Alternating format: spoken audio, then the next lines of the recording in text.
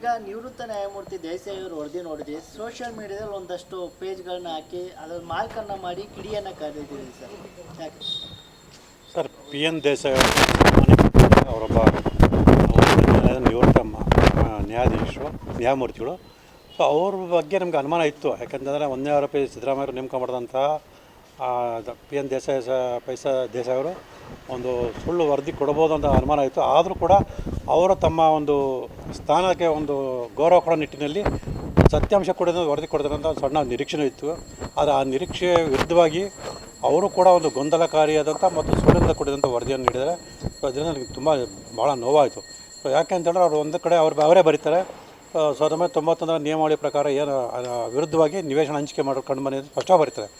ಆದರೆ ಸಿದ್ದರಾಮಯ್ಯ ಕುಟುಂಬಕ್ಕೆ ಸಂಬಂಧಪಟ್ಟಾಗಿ ಬಂದಾಗ 14 ನಿವೇಶನ ಕೊಟ್ಟಿರೋದು ಕಾನೂನು ಬಾಹಿರಲ್ಲ ಅಂತ ಹೇಳಿದ್ರೆ, ಇದೆಲ್ಲ ನೋಡೋದು ಸ್ಪಷ್ಟ ಗೊತ್ತಾಗುತ್ತೆ ಅವರು ಸುಳ್ಳು ವರದಿ ಕೊಟ್ಟಿದ್ದಾರೆ ಅಂತೇಳಿ.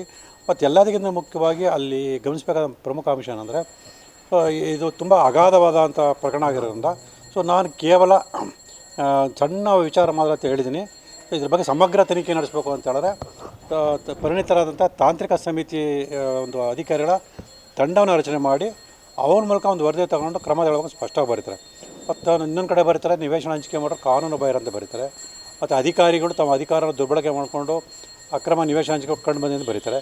ಇದೆಲ್ಲ ಬರೀತಾರೆ. ಕೊನೆಗೆ ಸಿದ್ದರಾಮಯ್ಯ ವಿಚಾರಕ್ಕೆ ಬಂದಾಗ ಅವ್ರ ಕುಟುಂಬಕ್ಕೆ ನೀಡಿರೋಂಥ ನಿವೇಶನ ಕಾನೂನು ಬಾಹಿರ ಅಂತ ಬರೀತಾರೆ.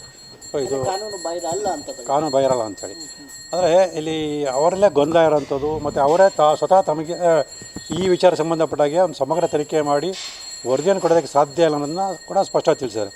ಅವರಿಗೆ ಆ ಒಂದು ಪರಿಣಿತಿ ಅಥವಾ ಸಾಧ್ಯತೆ ಇಲ್ಲದಾಗ ಅವ್ರು ಸರ್ಕಾರ ಗಮನಕ್ಕೆ ತಂದು ತಾಂತ್ರಿಕ ಸಮಿತಿಯಿಂದ ಒಂದು ತಜ್ಞರಿಂದ ಕೊಡದ ತಾಂತ್ರಿಕ ಸಮಿತಿ ರಚನೆ ಮಾಡಬೇಕಂತ ಒಂದು ವರದಿಯನ್ನು ಕೊಡಬೇಕಾಗಿದೆ ಹೊರತು ಇದು ಕಾನೂನು ಬಾಹಿರಲ್ಲ ಅಂಥೇಳಿ ಸ್ಪಷ್ಟವಾಗಿ ಒಂದು ಅಭಿಪ್ರಾಯನ ವ್ಯಕ್ತಪಡಿಸಬಹುದಾಗಿತ್ತು ಅನ್ನೋದು ನನ್ನ ಒಂದು ಅಭಿಪ್ರಾಯ. ಅಂದರೆ ಎಲ್ಲ ಒಂದು ಕಡೆ ದೇಸಾಯಿ ಅವರು ಕೂಡ ಮಣಿದಿದ್ದಾರೆ ಅಂತ ಅನ್ಸುತ್ತೆ. ಹೌದು ಸರ್, ಸ್ಪಷ್ಟ ಗೊತ್ತಾಗುತ್ತೆ. ಅವರು ವರದಿಯ ಅಂಶಗಳನ್ನು ಕಂಡು ಬಂದಾಗ ಅವರು ಒಂದೊಂದು ಕಡೆ ಒಂದೊಂದು ರೀತಿ ಹೇಳಿರೋಂಥದ್ದೆಲ್ಲ ಗಮನಿಸಿದಾಗ ಸೊ ಇವರು ಕೂಡ ಒಂದೇ ಆರೋಪಿಯಾದಂತಹ ಮತ್ತು ಮುಖ್ಯಮಂತ್ರಿ ಸ್ಥಾನದಲ್ಲಿರ್ತಕ್ಕಂಥ ಸಿದ್ದರಾಮಯ್ಯ ಪ್ರಭಾವಕ್ಕೊಳಗಾಗಿ ಈ ಥರ ಜನರಿಗೆ ಒಂದು ವಂಚನೆ ಮಾಡೋ ರೀತಿಯಲ್ಲಿ ಗೊಂದಲಕಾರಿಯಾದ ಮತ್ತು ಸುಳ್ಳಿನ ಕೊಡಿದ ವರದಿಯನ್ನು ಕೊಡಿದೆ ಅಂತ ಸ್ಪಷ್ಟವಾಗಿ ಗೊತ್ತಾಗುತ್ತೆ. ಈಗ ಈಗಾಗಲೇ ಹೋರಾಟ ಮಾಡ್ತಾ ಇದ್ದೀವಿ ಸರ್, ಮುಂದಿನ ಹೋರಾಟ ಹೇಗಿರುತ್ತೆ ಅಂತ? ಈ ವರದಿಗೂ ನನ್ನ ಹೋರಾಟಕ್ಕೂ ಯಾವುದೇ ಸಂಬಂಧ ಇಲ್ಲ. ಯಾಕಂದರೆ ಅದು ಸರ್ಕಾರ ತಾನು ರಚನೆ ಮಾಡಿ ಕೆಲವ್ರನ್ನ ಕಾಪಾಡ್ಕೊಳ್ಳೋಸ್ಕರ ಪಡ್ತಕ್ಕಂಥ ವರದಿ.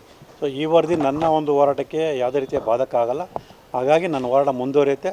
ಸೊ ನಾನು ಈಗಾಗಲೇ ಹೇಳಿದಂತೆ ಏನು ಭ್ರಷ್ಟಾಚಾರ ನಡೆಸಿ ಮೈಸೂರು ನಗರಾಭಿವೃದ್ಧಿ ಪ್ರಾಧಿಕಾರದಿಂದ 50 ಅನ್ನೋ ಪದದಲ್ಲಿ ನಿವೇಶನ ಪಡೆದಿದ್ದಾರೆ ಅವರೆಲ್ಲರ ವಿರುದ್ಧ ಆರೋಪ ಸಾಬೀತುಪಡಿಸಿ ಅವರಿಗೆಲ್ಲ ಶಿಕ್ಷೆ ಕೊಡಿಸುವಂಥ ಖಚಿತ. ಈಗ ಕೋರ್ಟಲ್ಲಿ ಅರ್ಜಿ ಇದೆ ಸರ್, ಅದು ಏನಾಗ್ತದೆ, ಪ್ರೊಸೀಜರ್ ಎಲ್ಲಿ ಬಂತೀವಿ ಸರ್? ಅದರಲ್ಲಿ ತನಿಖೆ ಮುಂದುವರೆದ ತನಿಖೆ ಮಾಡ್ತಾಯಿದೆ ಅಂತೇಳಿ ಏನು ಲೋಕಾಯುಕ್ತ ಅಧಿಕಾರಿ ಹೇಳ್ತಾರೆ, ಅವರು ಮಾನ್ಯ ನ್ಯಾಯಾಲಯಕ್ಕೆ ಸ್ಪಷ್ಟವಾದಂಥ ಮಾಹಿತಿಯನ್ನು ವರದಿಯನ್ನು ಕೊಡ್ತಾರೆ.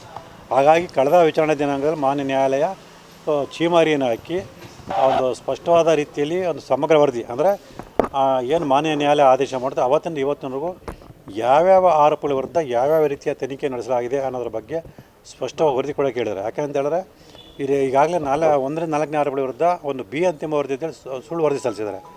ಆದರೆ ಮುಂದುವರೆದ ತನಿಖೆ ಮಾಡ್ತಾಯಿದ್ದೀವಿ ಅಂತ ಹೇಳ್ತಾರೆ. ಆದರೆ ಇವತ್ತಿನವರೆಗೂ ಮಾನ್ಯ ನ್ಯಾಯಾಲಯಕ್ಕೆ ಏನಾದ್ರು ಮಾಹಿತಿ ಕೊಡಿದ್ರೆ ಅದೆಲ್ಲೂ ಕೂಡ 1ರಿಂದ 4ನೇ ಆರೋಪಗಳಿಗೆ ಸಂಬಂಧಪಟ್ಟಂತೆ ಯಾವುದೇ ತನಿಖೆ ಮಾಡಿಸೋ ಬಗ್ಗೆ ಒಂದು ಸ್ಪಷ್ಟ ಮಾಹಿತಿಯನ್ನು ಕೊಟ್ಟಿಲ್ಲ. ಹಾಗಾಗಿ ನಾನು ಮಾನ್ಯ ನ್ಯಾಯಾಲಯಕ್ಕೆ ಮನವಿ ಮಾಡ್ಕೊಂಡಿರೋದ್ರಿಂದ ಸೊ ಮಾನ್ಯ ನ್ಯಾಯ ಒಂದು ಸೂಕ್ತ ಆದೇಶವನ್ನು ಮಾಡಿದೆ. ಆ ಪ್ರಕಾರ ಮುಂದಿನ ವಿಚಾರಣೆ ದಿನಾಂಕದಲ್ಲಿ 1ರಿಂದ 4ನೇ ಆರೋಪಗಳಿಗೆ ಸೇರಿದಂತೆ ಸೊ ಎಲ್ಲ ಆರೋಪಗಳ ವಿರುದ್ಧ ಏನನ್ನು ತನಿಖೆ ಮಾಡೋರ ಬಗ್ಗೆ ತನಿಖಾಧಿಕಾರಿ ಒಂದು ವರದಿಯನ್ನು ಕೊಟ್ಟ ನಂತರ ಸೊ ಮಾನ್ಯ ನ್ಯಾಯಾಲಯ ಏನು ಇವಾಗ ಒಂದು ಅಂತಿಮ ವರದಿ ಸಲ್ಲಿಸಿದರೆ ಅದಕ್ಕೆ ಸಂಬಂಧಪಟ್ಟ ಒಂದು ಸೂಕ್ತ ಆದೇಶ ಮಾಡುತ್ತೆ ಅನ್ನೋದು ನಿರೀಕ್ಷೆ ಇದೆ. ಅಂದರೆ ಈಗ ಪಿ ಎನ್ ದೇಸಾಯಿ ಅವರು ಕೊಟ್ಟಿರುವಂಥ ವರದಿ ಏನಿದೆ ಅದು ಸುಳ್ಳು ವರದಿ ಅಂತ? ಹೌದು, ಅದೇ ಗೊಂದಲ ಮತ್ತು ಸುಳ್ಳಿಂದ ಕೊಡತಕ್ಕಂಥ ವರದಿ ಅಂತ ಸ್ಪಷ್ಟವಾಗಿ ಹೇಳಕ್ಕೆ ಬಯಸ್ತೀನಿ.